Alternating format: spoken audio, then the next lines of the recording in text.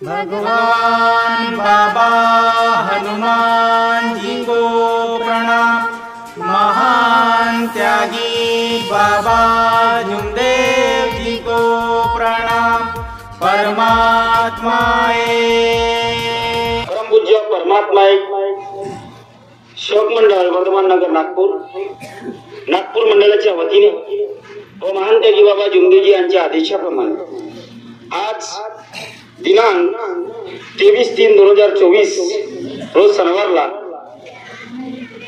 नुकतेच सन्माननीय श्री गणेशजी चन्ने यांच्या निवासस्थानी काही क्षणापूर्वी नवे मासिक कार्य पार पडले आणि त्या निमित्ताने या ठिकाणी एका भगवंताची चर्चा बैठक सुरू आहे। या चर्चा बैठकीमध्ये सृष्टीचे रचिता भगवान बाबा हनुमानजी उपस्थित आहेत। बाबांना माझा प्रणाम। दुःखी कष्टी गोरगरिबांचे कैवारी मानवाला मानवता शिकवणारी अंधश्रद्धेतून वाईट व्यसनातून प्रवृत्त करणारी निष्काम कर्मयोगी परमपूज्य परमात्मा सेवक मंडळाचे संस्थापक महान त्यागी बाबा जुमदेवजी उपस्थित आहेत। बाबांना माझा प्रणाम। तसेच बाबांच्या भगवत प्राप्ती विधीमध्ये सर्वोपरी सहकार्य करणाऱ्या सर्वांच्या लाडक्या मातोश्री वाराणसी ह्या देखील या ठिकाणी उपस्थित आहेत। आईंना माझा नमस्कार। तसेच आजच्या चर्चा बैठकीचे उपाध्यक्ष सन्माननीय श्री कोटरामजी मुंडले साहेब मार्गदर्शक पवनी हे या ठिकाणी उपस्थित आहे। साहेबांना माझा नमस्कार। तसेच सन्माननीय श्री खेमजी तेलमासे साहेब मार्गदर्शक भेंडाळा परिसर हे या ठिकाणी उपस्थित आहे। साहेबांना माझा नमस्कार। तसेच सन्माननीय श्री घनश्यामजी शिंदे साहेब मार्गदर्शक ब्रह्मपुरी हे या ठिकाणी उपस्थित आहे। साहेबांना माझा नमस्कार। तसेच सन्माननीय श्री केळरामजी गोटेबळ साहेब मार्गदर्शक भावड हे या ठिकाणी उपस्थित आहे। साहेबांना माझा नमस्कार। तसेच सन्माननीय श्री अर्जुनजी भुरे साहेब मार्गदर्शक आकोड हे या ठिकाणी उपस्थित आहे। साहेबांना माझा नमस्कार। तसेच सन्माननीय देवचंदजी पाटील साहेब मार्गदर्शक पवनी हे या ठिकाणी उपस्थित आहे। साहेबांना माझा नमस्कार। तसेच सन्माननीय श्री केशवजी सेलोकर साहेब मार्गदर्शक सावरला हे या ठिकाणी उपस्थित आहे। साहेबांना माझा नमस्कार। तसेच मंचावरील परमपूज्य परमात्मा सेवक मंडळांतर्गत सर्व ज्येष्ठ सेवक उपस्थित मंचावरील सेवक सर्वांना माझा नमस्कार। आजच्या चर्चा बैठकीचे सूत्रसंचालन करते सन्माननीय राजेशजी वंजारी हे या ठिकाणी सूत्रसंचालन करणारे उपस्थित आहेत। यांना माझा नमस्कार। तसेच उपस्थित सेवक सेविका बालसेवक बालसेविका सर्वांना माझा नमस्कार नमस्कार।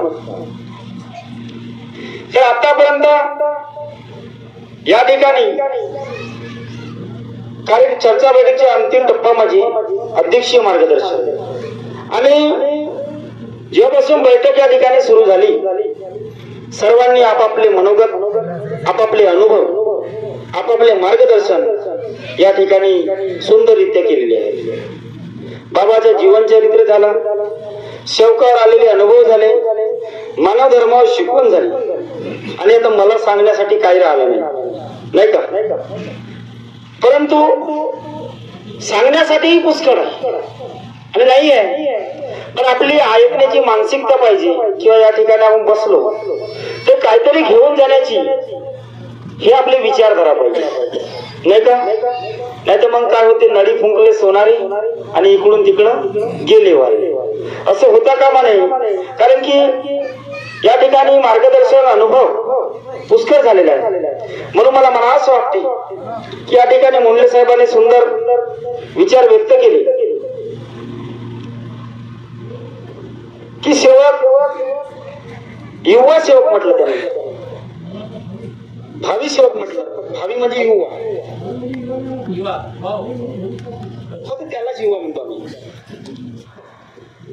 म्हणजे त्यांच्या म्हणण्याचे तात्पर्य होते युवा सेवक किंवा सेविका ताई बैठकीला उपस्थित राहत नाही आणि खरी गोष्ट आहे, वास्तू परिस्थिती आहे की जिकडे तिकडे हा चित्र पाहायला मिळते की का बरं उपस्थित राहत नाही. त्यांनी सांगितलं की सेवक कानामध्ये कुंडल टाकतात, गळ्यामध्ये लॉकेट टाकतात, हातामध्ये कडे टाकतात, हातामध्ये धागे बांधतात. आणि त्यांनी नियमावलीतला नियम सुद्धा सांगितलं की साध्या व पक्क्या सेवका करता 81 नियम दिले आहे. त्याच्यातला 77वा नियम सांगितलं. परंतु आम्ही त्या नियमावलीकडे लक्ष देत नाही.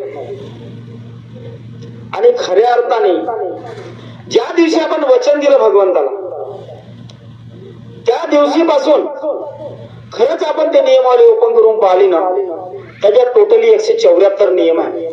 आज जी आवृत्ती चालू आहे तिच्या, तर मला असं वाटते की आपले 52% प्रश्न तिथं सुटून जातात. सकाळची विनंती आहे, सायंकाळची प्रार्थना आहे, जीवनात कसा आचरण आणण्याकरता तत्व शब्द नियमाचे शिकवण आहे. जीवनात आपल्या समाजात राहत असतो आपण, समाजात आपल्याला अडीअडचण जाऊ नये,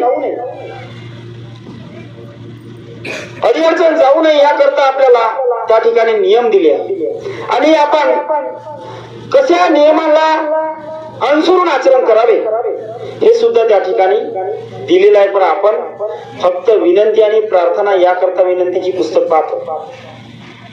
त्या बहुतेकचे सेवक विनंती प्रार्थना झाली की ती पुस्तक कोणत्यात ठेवून देतात, तिच्याकडे लक्षच नाही देत. विनंती प्रार्थना पडते, मग तिला काही कालांतराने कोलोड्यात पाहिला आहे. काही सेवकांचे ते उद्रे लागले, जुने घर जे मातीचे होते ना, उद्रे लागल्या त्या नियमावलीला, पण ते खराब होऊन गेले. पण त्या नियमावलीतले नियम अजूनपर्यंत आम्हा सेवकांना माहीत झाले. एक अनुभव सांगतो याच्यावरती की आपल्याला कानात कुंडल, हातात कडे, गळ्यात लॉकेट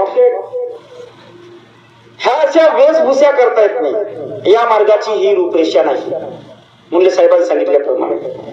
आणि खरी गोष्ट आहे, जेव्हा मी एका बाबाच्या हयातच्या मार्गदर्शकाशी भेटलो, 1988 सेवक आहे.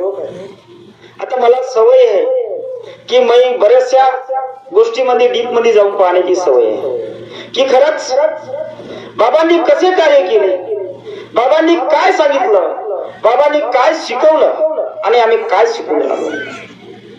तर त्यांनी सांगितलं की बाबांचा दौरा आमच्या गावाला झाला होता आणि आम्ही सर्व सेवक होतो.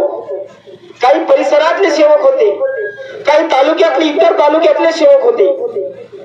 बाबापाशी एक सेवक आला म्हणा, बाबाच्या समोर तो सेवक आला आणि त्याच्या कानामध्ये बारी होती, जे आपण गोलवाली कानात टाकतो, ते सोन्याची होती. काही सेवकांनी म्हटलं म्हणे की हे बारी काढ. बाबांच्या समोर त्या सेवकाला म्हणण्यात आलं की हे बारी काढ.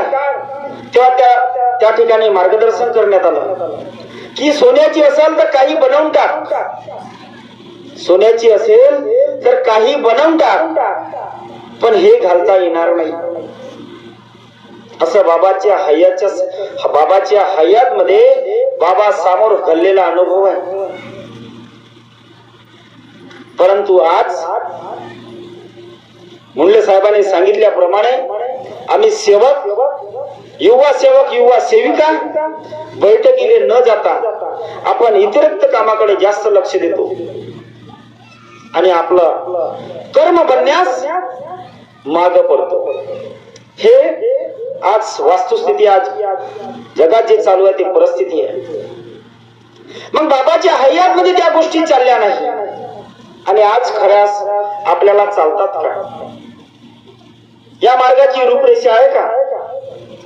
हे आपण सेवकाने विचार करायला पाहिजे की बाबांचे स्वप्न काय होतं, आम्ही कुठं नेऊन आलो बाबाच्या स्वप्नाला.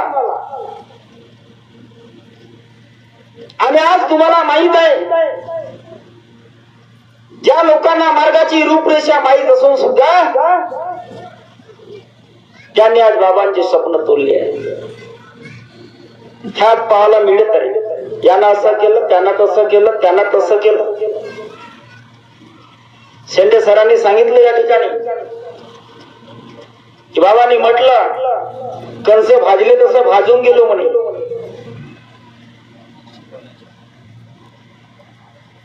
गोवडीवर जरी कणीस ठेवलं तर तो भाजेल का राहिलो, असं बाबा भाजून गेलो म्हणे. आज मला वाटते म्हणे मी 40 वर्षात सेवकांना काही शिकवू शकलो नाही. सेवक बिलकुल अन्याय हा म्हणे. काय बोलू बाबा, सेवक बिलकुल अन्याय आहे म्हणे. खंत वाटते म्हणे मला की मी 40 वर्षात सेवकांना काही शिकवू शकलो नाही.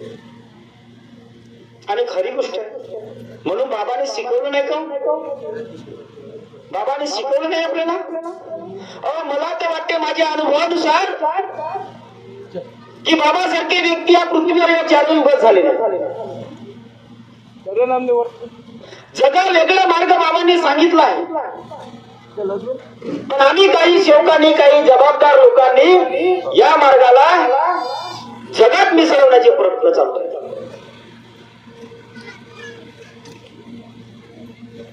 जगा वेगळा आहे म्हणून कसं आहे, कधी विचार करतो का की मार्ग जगा वेगळा आहे तर मग आहे कसा.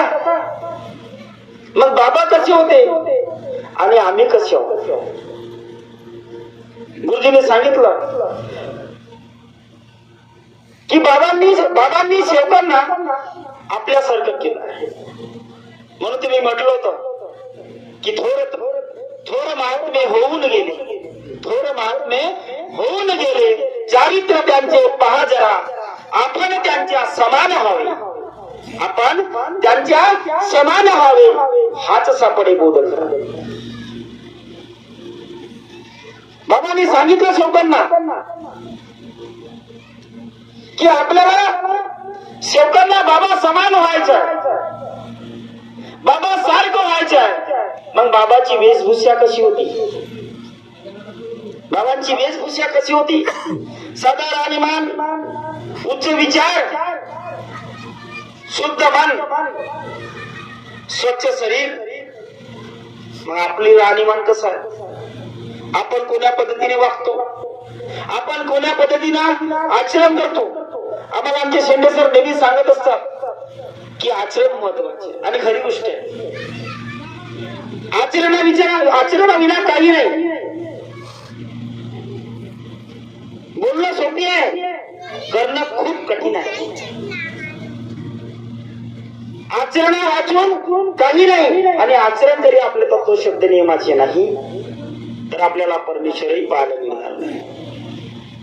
अरे देवाच्या ठिकाणीच नाही आपल्याकडे देवाच्या ठिकाणीच नाही.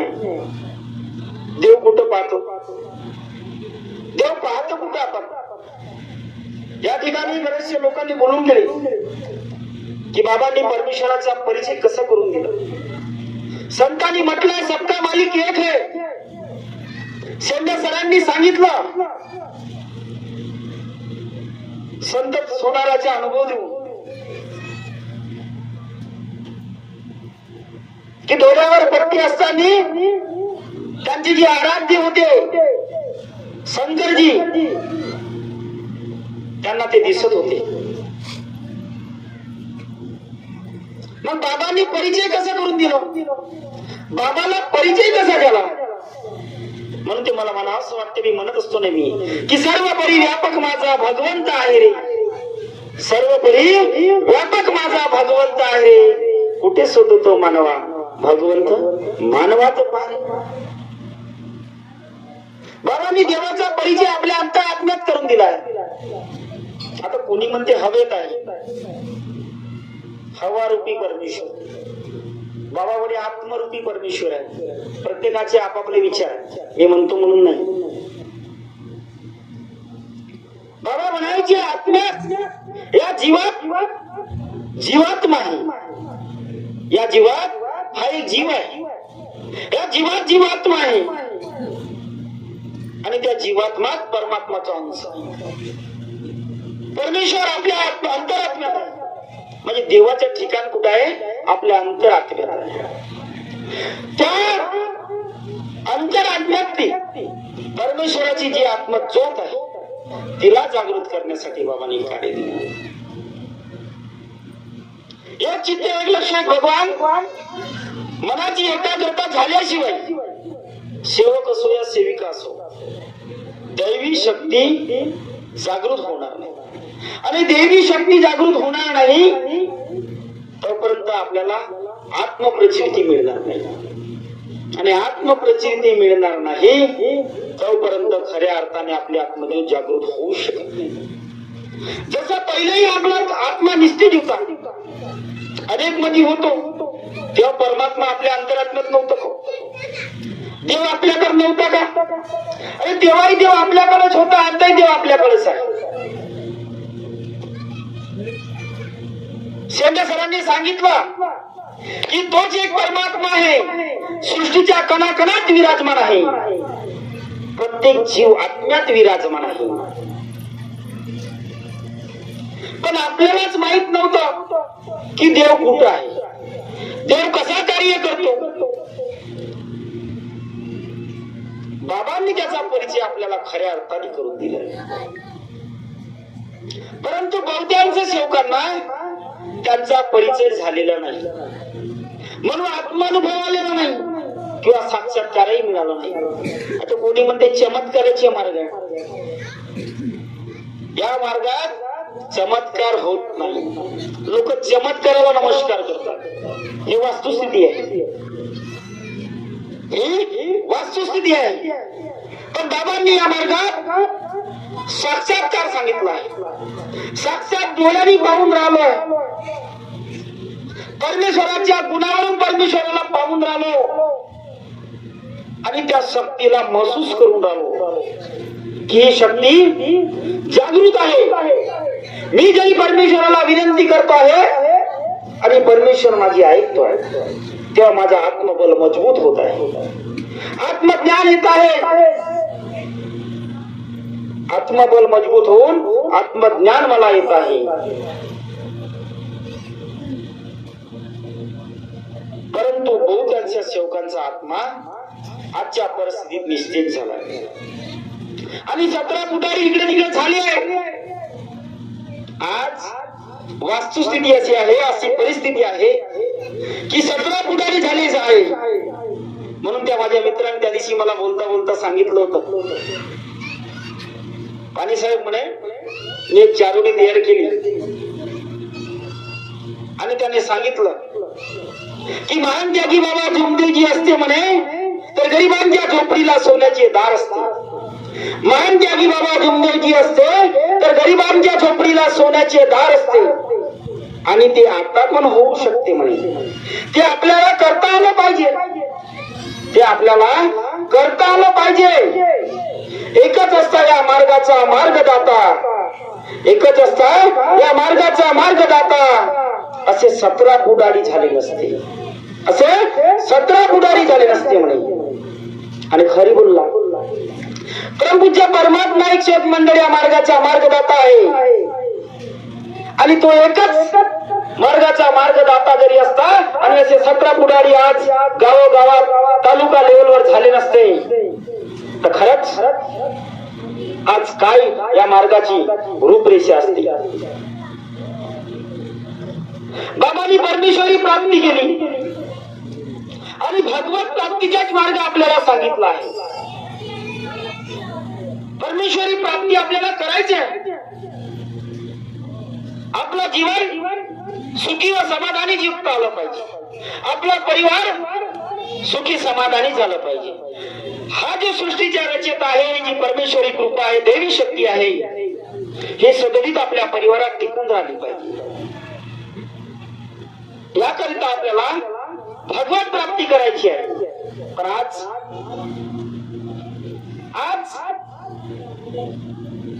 काही संधी साधू लोक आता स्वतःच म्हणतात का मी भगवत प्राप्ती केली आहे.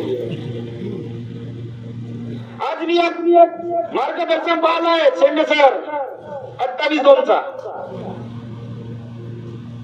ज्या संघटनेमध्ये तो कार्यक्रम झाला आणि त्यांच्या मार्गदर्शनात मी ऐकलाय.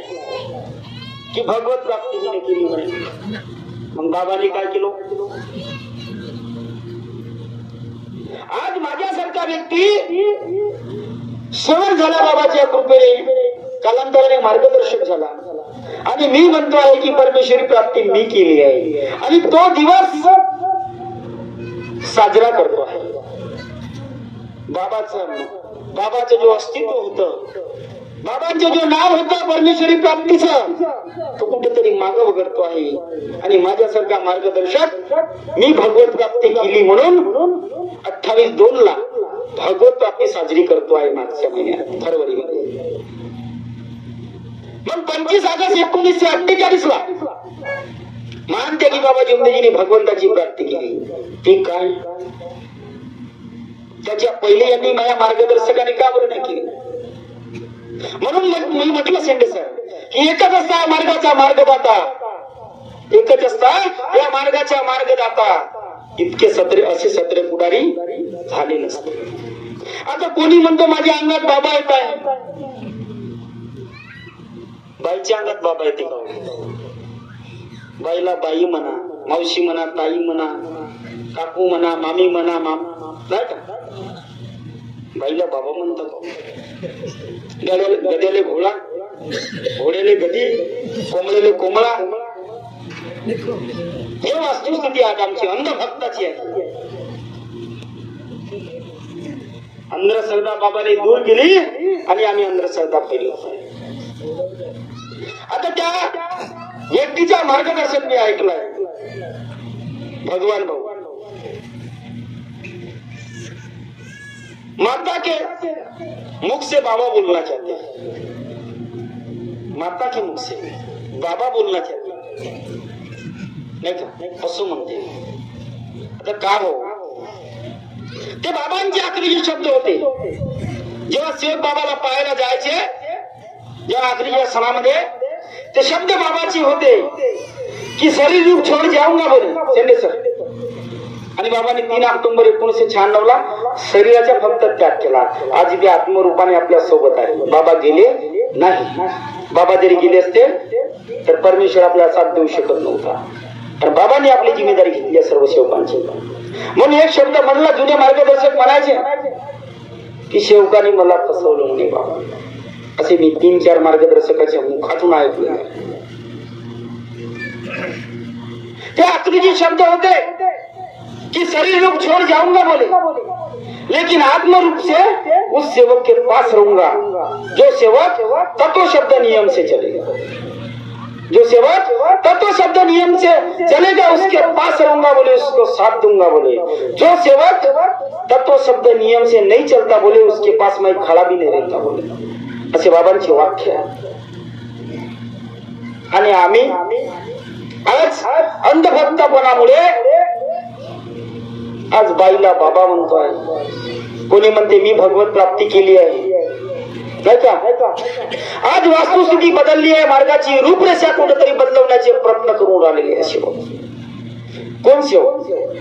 मग मार्ग समजला, मार्गाची रूपरेषा खरंच समजली.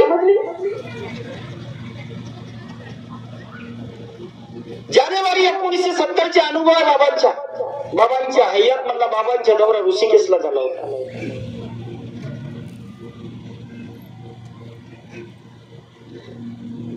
बाबा जेव्हा मनवला सोडायला अमेरिकेला, दिल्लीला गेले.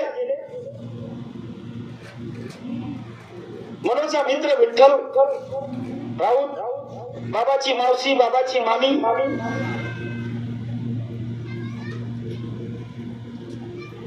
सॉरी मनोची मामी, मनोची मावशी आणि मनोची आई म्हणजे आपली वाराणसी आई. असे 4-5 लोक त्या दौऱ्यात होते. मनोला सोडला आणि बाबांनी म्हटलं की या ठिकाणून ऐतिहासिक स्थळ आहे जो ऋषिकेश म्हणतात. आणि त्या ठिकाणी तीर्थक्षेत्र म्हणून तो प्रसिद्ध आहे. बाबांच्या दौरा त्या ठिकाणी झाला. बाबा तिकीट काढायला गेले. घरच्या मंडळींना सांगितलं की म्हणे आपण एकाच भगवंताला मानतो, आपण एकाच भगवंताला मानतो, कोणत्याही मूर्तीला नमस्कार करायचे नाही. बाबांनी आदेश दिला आणि बाबा तिकीट काढून आले आणि एकाच डब्यात सर्व लोक बसले. तेव्हा त्या ठिकाणी एक चुंबक लावलेला महात्मा बाबापाशी आला आणि तो बाबाच्या समोर बसला. बाबांनी त्यांना प्रश्न त्या महात्माने प्रश्न केला बाबाला कि आप कहां से आ रहे हो? बोले क्या कहां से आ रहे हो? बोले बाबा ने मतलब हम हरिद्वार से आ रहे हैं, अब ऋषिकेश जा रहे हैं.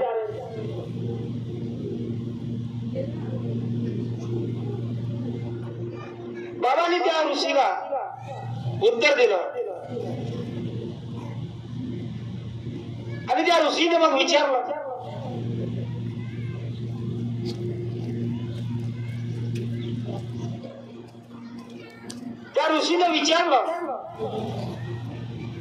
की म्हणे आपने भगवान को देखा क्या? आपने भगवान को देखा? बाबा ने उत्तर दिला हम लक्ष्मण झूला देख के आ रहे बोले. बाबाचे वर्ड कसे निघून राहिले. आता शिवक महादेवाला जाऊन राहिले, महादेवाला जातो म्हणते, शिवक नाही का मार्गदर्शकही म्हणते. अयोध्याला जातो आता राम मंदिरामध्ये, हा पण बाबांनी नाही म्हटलं कधी तसं. बाबा गेलती नाही का म्हणतात लोक, मार्गदर्शक लोक, पण बाबांनी कधी म्हटलंच नाही. वय कसे निघून राहिले म्हणजे शब्द कसे निघून राहिले बाबांचे. बाबा म्हणतात मी लक्ष्मण झुला पाहिलं आणि त्या ठिकाणून आला, मंदिर पाहिलं म्हणते, मानवाने बनवलेली कला पाहिली पण भगवान पाहिला नाही म्हणून नमस्कारही केलं नाही. आणि बाबाने भगवान पाहिलंच नाही, मानवाने बनवलेली कला पाहिली म्हणते. गंगा नदीच्या काठी त्या ठिकाणी लक्ष्मण झुला आहे आणि बाबा म्हणतात लक्ष्मण झुला पाहिलं कारण तो दिसते. ऋषी महात्मा म्हणते बाबाला कि आप कैसे बात कर रहे महात्मा जी, अपने मानव की बनाई कला देखा, भगवान नहीं दिखा.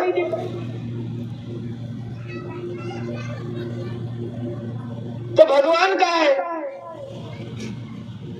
काय म्हणतो ऋषी बाबाला, तो भगवान काय आहे ये हमें बता दो. त्या बाबा त्या ऋषीला उत्तर देते. ग्रॅज्युएट ऋषी, 30 वर्षाच्या ग्रॅज्युएट ऋषी आहे म्हणे बाबा, आणि तोही तपस्वी, पण त्याला परमेश्वराचा परिचय नाही. आता त्याला परमेश्वराचा परिचय नाही का हे गृहस्थी लोक म्हणजे आम्ही गृहस्थी लोक कुठं आहे म्हणे बाबा. मग खरंच आम्हाला परमेश्वराचा परिचय असेल का म्हणे. तर त्या ऋषीने बाबाला विनंती केली, बाबाचे पाय पकडले. बाबा बोलते कि मेरे पैर छोड़ो. बोले तुम्हें मालूम नहीं? बोले मैं किसी को पैर पड़ने नहीं देता. क्यों? काय म्हणते बाबा, मी कोणाला पाया लागू देत नाही. काऊन? की तुझी जरी आत्मा माझ्या पायावर झुकली तर पर्यायाने परमेश्वराचा अनादर मी न केला असं होते. म्हणून पाय सोड म्हणतात ऋषीला बाबा. पैर छोडतो बोले महात्माजी. आणि बाबाचे पाय सोडले आणि तो ऋषी महात्मा म्हणते बाबाला क्या भगवान का परिचय बता दो. बोले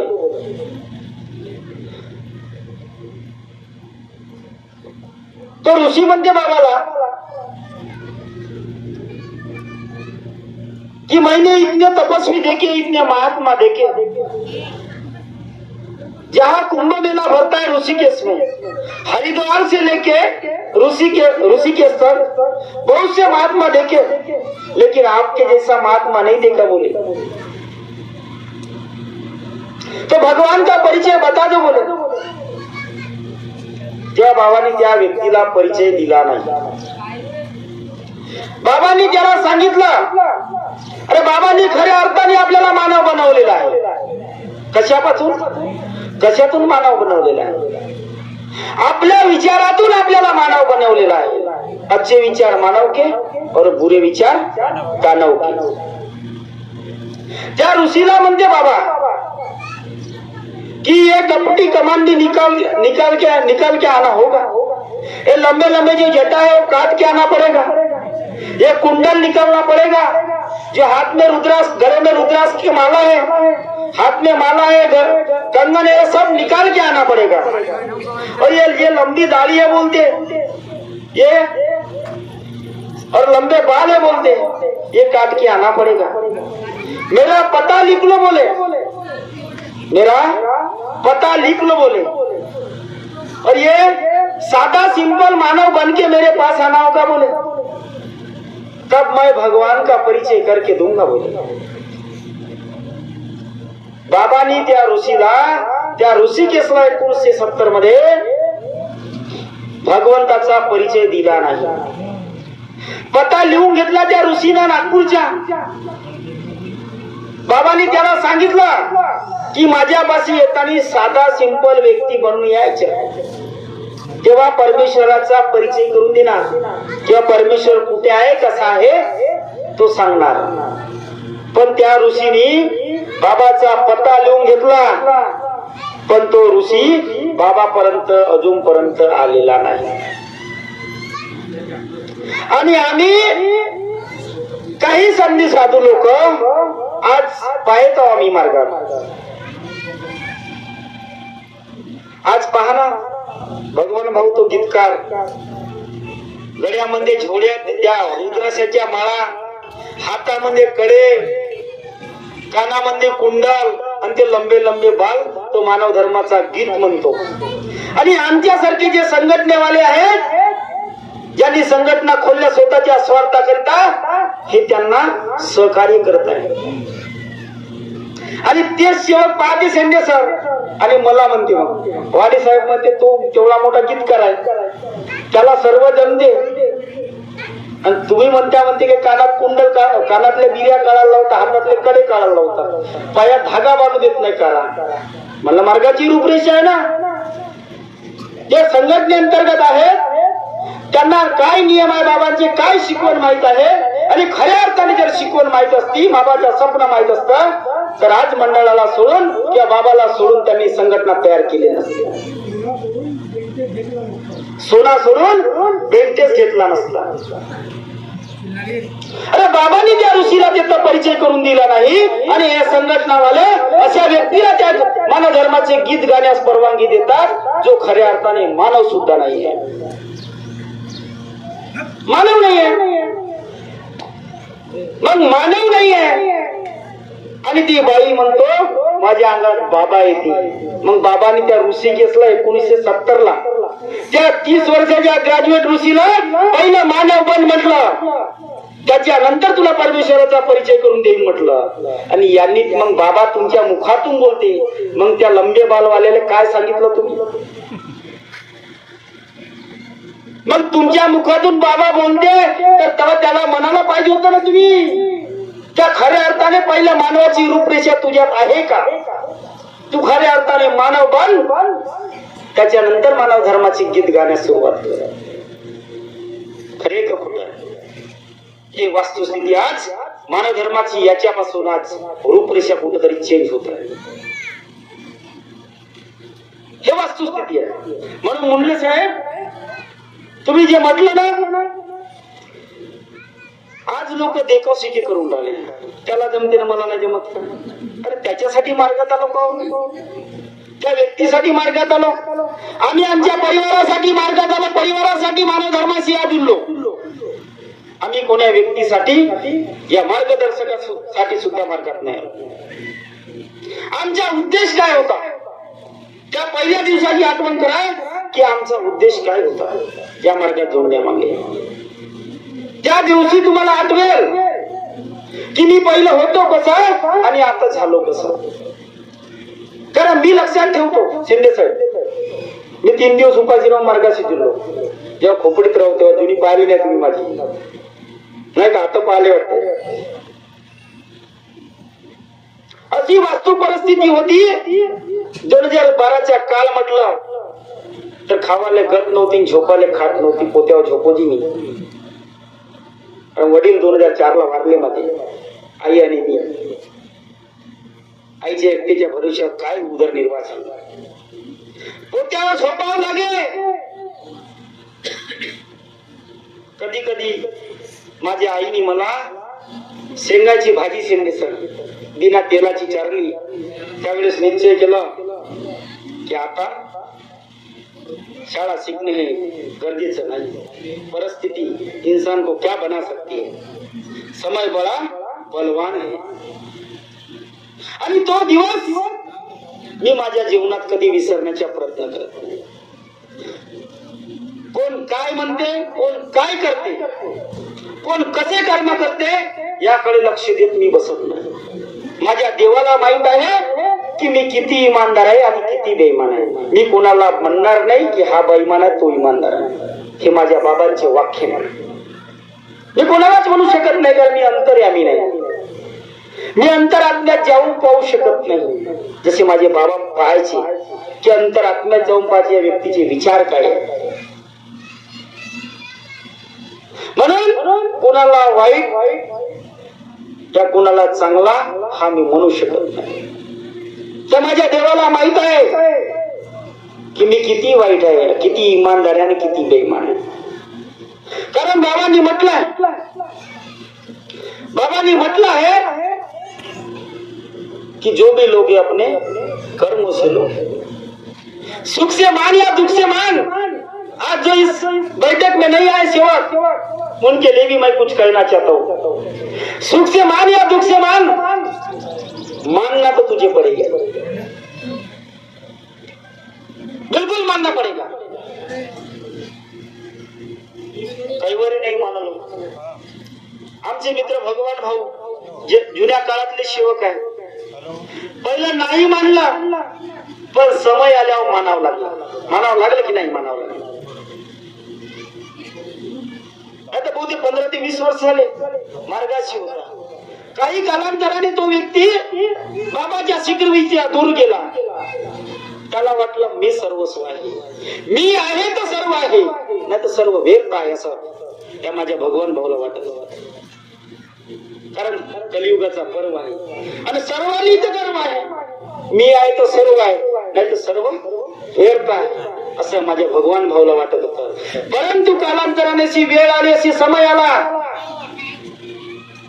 सुखामनी आणि दुःखामनी आज मानावं लागलं. म्हणून माझ्या बाबांनी म्हटलं सुख से मान या दुख से मान, मानना तो तुझे पड़ेगा. जो भी लेगा अपने कर्मों से लेगा, मुझसे कुछ लेने वाला नहीं बोले. आणि विषय असा एक वेळ झालेली आहे आणि 5 मिनिटं वेळ आहे तर वेळे बाबा मी काही विषय घेतो की सेवकांचे साधे कार्य सुरू असताना, सेवकांचे साधे कार्य सुरू असताना जो व्यक्ती ज्योत लावण्याचा अधिकारी आहे, ज्याला मार्गदर्शकांनी त्या परमेश्वराशी ज्योत लावण्याचा अधिकार दिलेला आहे, त्याला कार्य सोडून जाता येणार नाही. का शेंडे सर बरोबर? विषय असा आहे की साध्या कार्याचे जो सेवक आहे, साध्या कार्य सुरू असताना जो मुख्य अधिकारी आहे, ज्याच्या नावाने परमेश्वराची ज्योत आहे, त्याला साध्या कार्यामध्ये कुठेही मुक्कामाला जाता येणार नाही.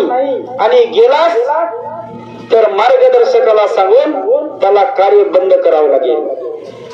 बरोबर, कार्य त्याचे खंडित होतील. परंतु तो बाहेर आहे, एक दिवस 2 दिवस मुक्काम करून राहिला, कार्याच्या बाहेर आहे तरी तो कार्याची समाप्ती करून राहिला. असंही पाहायला येऊन राहिलं शिंदे साहेब, असं पाहायला.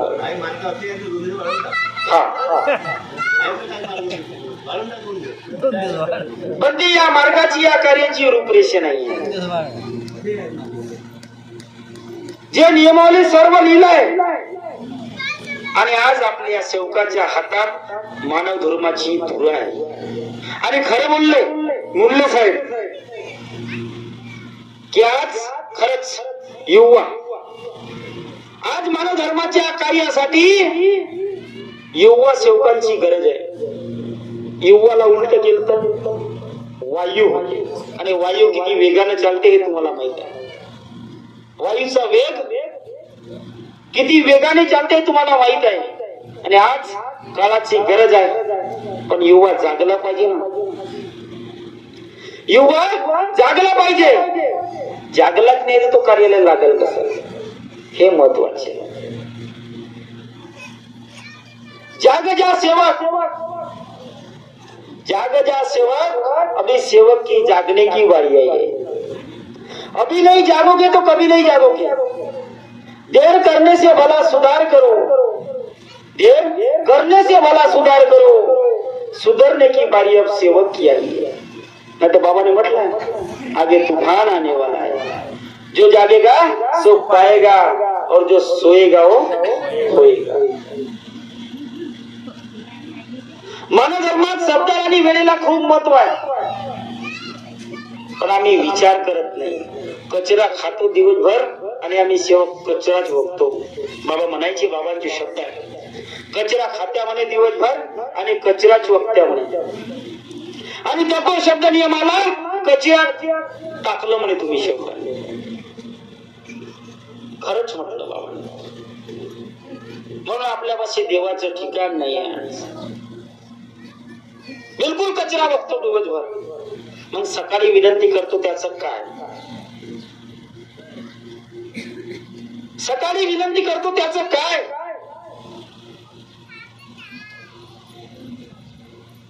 मग आपण सायंकाळी प्रार्थना करतो, आत्मशोधन करतो, 4 तत्व 3 शब्द 5 नियमाची जेव्हा छाननी करतो. आपण दैनिक जीवनात कोटी चुकलो हो, आणि रोज रोज रोज रोज तेच कर्म करतो, तर काही आपल्या कार्य करण्याला काही अर्थ आहे. आज ही वास्तुस्थिती आज जिकडे तिकडे चालू आहे. म्हणून सेवकांनी वेळे अभावी जागा. आता जरी जागले नाही तर केव्हाच जागू शकत नाही. आणि मला येता येता त्या बॅनरवर नाव दिसलं रवी भाऊ, परमपूज्य परमात्मा एक सेवक मंडळ शाखा भोजापूर. काही काही गोष्टी त्रुट्या आपण सुधारवायला पाहिजे. आम्हाला वाटलं कुठे शाखा आहे, म्हणजे भोजापूर मध्ये नवीन शाखा आहे का? ऐका गोटे पुढे साहेब, त्या दिवशी तुम्ही सोमनाळ्याला भूमिपूजन केलं, त्या विनीत मध्ये लिहिलं होतं परमपूज्य परमात्मा एक सेवक मंडळ सोमनाळा बुजुर्ग.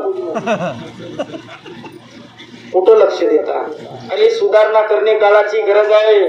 आपण या लहान लहान गोष्टीकडे लक्ष दिलं नाही, म्हणून आज मानव धर्माची रूपरेषा कुठेतरी इकडे तिकडेच होत आहे. मी त्या मित्राला फोन करून सांगलं, विनीत कोण आहे? परमपूज्य परमात्मा एक सेवक मंडळ सोमनाळा बुजुर्ग नवल मंडळ तयार केला आहे का?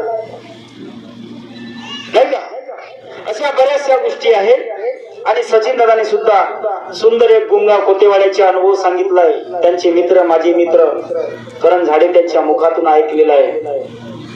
ते सेविका 3दा पाण्यात विहिरीमध्ये डुबली, खालीवर गेली, पण बाबाला ती जयघोष करून विनंती करून कुदली होती. त्याच्यामुळे तिला काही होऊ शकलं नाही. ध्येय सेवकाचं मजबूत असावं, ध्येय सेवकाचं मजबूत असावं. बाबा म्हणायचे, ज्याने आज देव पाहिला म्हणे तो अंतिम समय देव पाहिजे. ज्याने आज नाही पाहिलं ना तो अंतिम समय पाहू शकत नाही, आणि त्याला मुक्ती मिळू शकत नाही. असे किती ढोंगी होतील, त्याला काही अर्थ राहणार नाही. म्हणून मी जाता जाता एक वेळ झालेली आहे आणि विषय माफ कराल भाऊ, त्या विषय नंतर कुठेतरी घेऊ. म्हणून जाता जाता मी 2 लाईन म्हणू इच्छितो की आपली संगत कशी असावी. संगत खूप महत्वाची आहे भगवान भाऊ, खूप महत्वाची आहे. एक उदाहरण देऊन कमी याच्यात समजवतो. चणे पाहिले तुम्ही, चणे आमच्या वराड साईडला ते चणे जेव्हा गुळाबरोबर असतात ना, चणे जेव्हा गुळाबरोबर असतात तेव्हा त्याला प्रसाद म्हणतात. आणि ते चणे जेव्हा दारू बरोबर असतात ना तेव्हा त्याला चकना म्हणतात. काय म्हणतात? चकना म्हणतात. फरक शेवटी संगतीचा आहे. चणे आहे, गुळाबरोबर आहे तर प्रसाद म्हणून खाऊन राहिलो देवाचे नाम स्मरण करून, आणि दारू बरोबर आहे तर चकना म्हणून खाऊन राहिलो. फरक शेवटी संगतीचा आहे. म्हणून मला म्हणावं असं वाटते की गुण मिले तो गुरु बनाव, चित्त मिले तो चेला. गुण मिले तो गुरु बनाव, चित्त मिले तो चेला. मन मिले तो मित्र बनाव, वर्णार हो केला, वर्णार हो केला. एवढे बोलून मी आपले 2 शब्द या ठिकाणी समाप्त करतो आहे आणि आपले अतिशय मार्गदर्शन या ठिकाणी संपवतो आहे. सर्वांना माझा नमस्कार.